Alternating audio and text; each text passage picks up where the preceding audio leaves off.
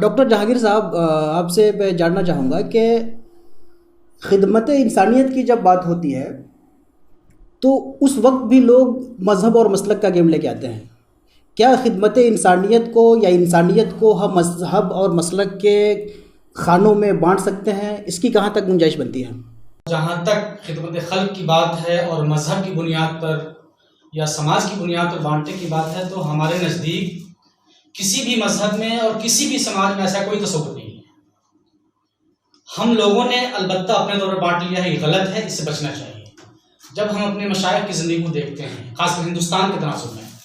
تو ہمارے جتنے بھی بڑے بڑے مشائخ گزرے ہیں سبوں نے بلا تفریق مذہب، بغیر کسی عصبیت کے، سب کے ساتھ خدمت خلق کا اچھا نمونہ پیش فرمایا ہے۔ بالخصوص خواجہ غریب نواز علیہ الرحمہ کو دیکھ لیجیے آپ، ان کی بارگاہ میں آج بھی زندہ مثال ہے کہ ان کے درگاہ میں سبھی لوگ ہر طرح کے، ہر مذہب کے ماننے والے جاتے ہیں اور اپنے اپنے طور پر حاضری دیتے ہیں اور سب فیض یاب ہوتے ہیں۔ اس کے علاوہ ہم آتے ہیں نیچے سے خاص کر ہم سلطان مشائخ کی زندگی کو دیکھتے ہیں تو آپ کا جو لنگر کھانہ ہے سب کے لیے ہمیشہ کھلا رہتا تھا۔ کیا ہندو، کیا مسلم، کیا سکھ، کیا عیسائی، کوئی ایسی بات نہیں تھی۔ جتنے بھی محتاج اور ضرورت مند ہوتے تھے وہاں پہنچتے تھے، آپ سبوں کی حاجتیں پوری کرتے تھے۔ یہ نہ دیکھتے تھے کہ کس مذہب کے ماننے والے ہیں، کس طبقہ سے تعلق رکھتے ہیں، ہمارا دوست ہے یا دشمن، اس کی کوئی بنیاد نہیں تھی، بس صرف ایک ہی ان کے سامنے بات ہوتی تھی کہ یہ اللہ کے بندے ہیں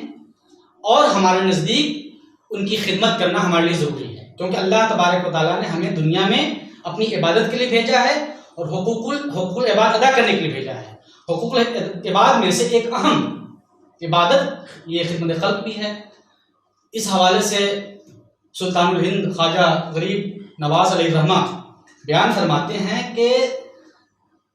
غریبوں کو کھانا کھلانا، محتاجوں کو کھانا کھلانا، ان کی حاجتیں پوری کرنا بہترین طاعت میں سے ہے، کیونکہ اللہ تبارک و تعالیٰ اس کے سبب بہت زیادہ اجر دینے والا ہے۔ اور دوسری بات، جو خدمت خلق کرتا ہے، اللہ کے بندوں کی حاجتیں پوری کرتا ہے، وہ اللہ کے نزدیک تمام بندوں سے زیادہ محبوب ہوتا ہے، پیارا ہوتا ہے۔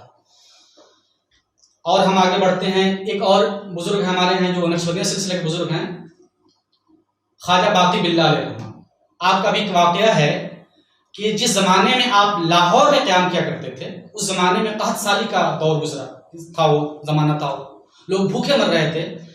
تو راوی بیان کرتے ہیں کہ ان کے پاس جب کھانا لایا جاتا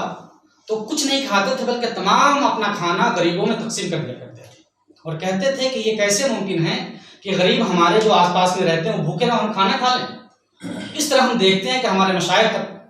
جو طریقہ رہا ہے خدمت خلق کا رہا ہے، اور زور عبادت کے ساتھ، عبادت تو ہے ایک ذاتی مسئلہ ہے، لیکن خدمت خلق ایک عوامی مسئلہ ہے اور اس کی زیادہ اہمیت دی گئی ہے دین اسلام میں، ہمارے مشائخ نے دیا ہے۔ تو ہمیں بھی چاہیے کہ اس حوالے سے پہل کریں اور اپنے سطح پر جس حیثیت سے ہم ہیں ضرور خدمت کریں۔ بالخصوص گاؤں کے حوالے سے ہم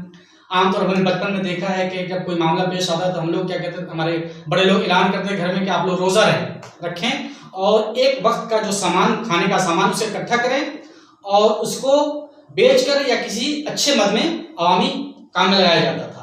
تو اس طور پر بھی اس دور حاضر میں کیا جا سکتا ہے کہ اپنے گاؤں کی سطح پر ہم لوگ یہ تاکتے رہتے، دیکھتے رہتے ہیں کہ حکومت کیا دے رہی ہے، فلاں کیا دے رہی ہے، اس پر دیکھنے کی ضرورت نہیں ہے۔ جو آپ کے پاس آنا ہے وہ آ جائے گا۔ اپنی سطح پر، گاؤں کی سطح پر، محلے کی سطح پر کوشش کرنی چاہیے کہ ہم لوگ اجتماعی طور پر اکٹھا ہوں اور اپنے گھروں سے کم از کم ایک روٹی اگر ہم ایک وقت میں نکالتے ہیں تو مثال کے طور پر اگر ہمارے گاؤں میں 100 گھر ہے تو 100 روٹیاں اکٹھا ہوگی اور 100 گھروں سے سبزیاں آئیں گی، تو کافی حد تک ہمارے سماج میں جو بھوکے لوگ ہیں، جو محتاج لوگ ہیں، ان کی حالتیں پوری ہو سکتی ہیں۔ خاص کر اس ہم جو بھوکمری کے زمانے میں، آج کل بھوکمری کے بہت سے لوگ شکار ہو رہے ہیں اور یہ مہاماری کی وجہ سے بہت پریشان حال لوگ ہیں، آمدنی نہیں ہو رہی ان کی، تو اس ماحول میں ہم اس طرح بہتر طور پر خدمت خلق کو انجام دے سکتے ہیں اور اس میں بڑھ چڑھ کر حصہ ہمیں لینا چاہیے۔